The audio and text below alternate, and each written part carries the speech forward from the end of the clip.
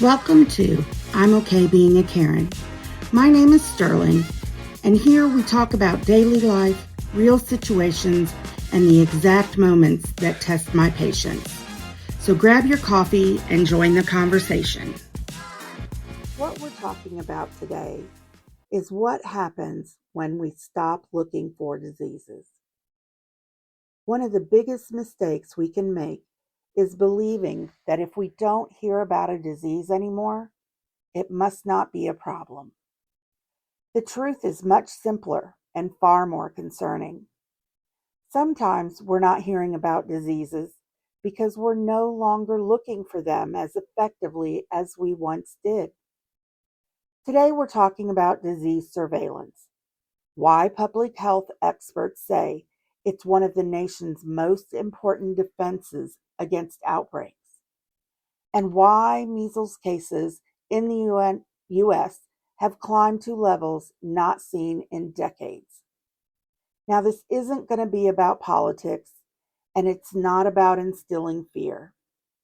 It's about understanding how outbreaks are detected, why early warning systems matter, and what can happen when those systems become less effective.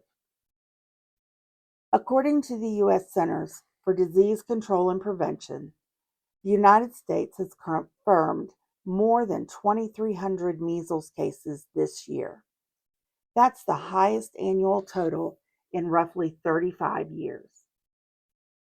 Multiple news organizations, including Reuters and the Associated Press, have reported that this year's case count has already surpassed last year's total. So what the heck is going on? How did we reach a point where a disease, once declared eliminated from continuous spread in the U.S., is making national headlines again? To answer that question, we first need to understand something called disease surveillance. When most people hear the word surveillance, they immediately think of cameras, tracking, or someone watching their every move. Well, that's not what disease surveillance means. Disease surveillance is simply the process of collecting health information to identify illnesses before they become widespread. Think of it like the National Weather Service. Meteorologists don't create hurricanes. They don't create tornadoes. They simply watch the atmosphere closely enough to warn us before dangerous weather arrives. Public health works the exact same way. Doctors report unusual illnesses. Hospitals notify health departments when they begin seeing unusual patterns. The laboratories identify viruses and bacteria from patient samples. The state health departments compare their findings with other states. The CDC looks for trends across the country. And when all of those pieces work together, experts can often detect an outbreak while it's still small enough to contain. The earlier they know, the faster they can respond. You see, disease surveillance isn't new. In fact, it's one of the oldest tools in modern public health. According to the CDC, disease surveillance has helped identify outbreaks of foodborne illnesses, influenza, meningitis, West Nile virus, COVID-19, and countless other infectious diseases. Without those reporting systems, many outbreaks would have spread much farther before anyone recognized a pattern. Most of us never notice these successes because they're designed to prevent crises before they become headlines. When surveillance works well, nothing happens. And that is actually the goal. So why are experts concerned right now?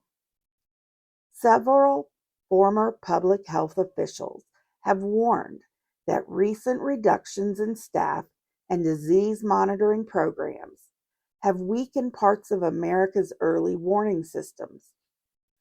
According to reporting by The Guardian, most former CDC officials have expressed concern that fewer resources and reduced surveillance capacity makes it more difficult to identify outbreaks quickly. Now, notice what they're saying. They're not claiming America has stopped monitoring diseases altogether.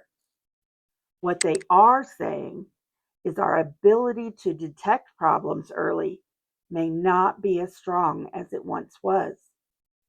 And that distinction matters because with infectious diseases, time matters. Now let's talk about measles.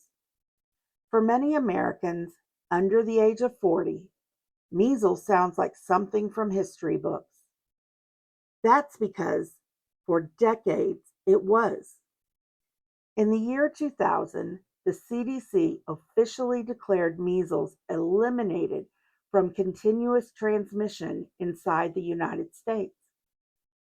That didn't mean measles disappeared from the planet. It meant outbreaks that began here were usually stopped before they spread widely. And that success was built on two things: high vaccination rates and rapid disease surveillance. These two systems work together. One reduced the number of people susceptible to infection. The other quickly found new cases before they became large outbreaks. So let's fast forward to today. According to the CDC, the United States has already surpassed 2,300 confirmed measles cases this year. Reuters reports that this is the highest annual case total in approximately 3.5 decades. The Associated Press notes that cases have been reported across dozens of states, with several large outbreaks involving hundreds of infections. Health officials also caution that confirmed cases likely doesn't represent every infection, because not every sick individual seeks medical care or receives laboratory confirmation. And that's where surveillance becomes so important. The official numbers only include the cases we know about. The unknown cases are much harder to measure. And here's another fact that surpasses most people. According to the CDC, measles is one of the most contagious viruses known to infect humans. If someone with measles coughs in a room, the virus can remain suspended in the air for as long as 2 hours after that person has left. If someone who isn't immune enters the room during that time, they can become infected without ever having direct contact with the sick person. That is extraordinary, and it frightens me tremendously. It's one reason measles spreads so efficiently.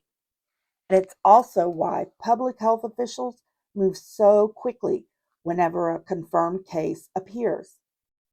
Every hour counts, every contact matters, every delay increases the opportunity for the virus to spread. So imagine this scenario. A child develops a fever. 2 days later, another child in the same school develops similar symptoms.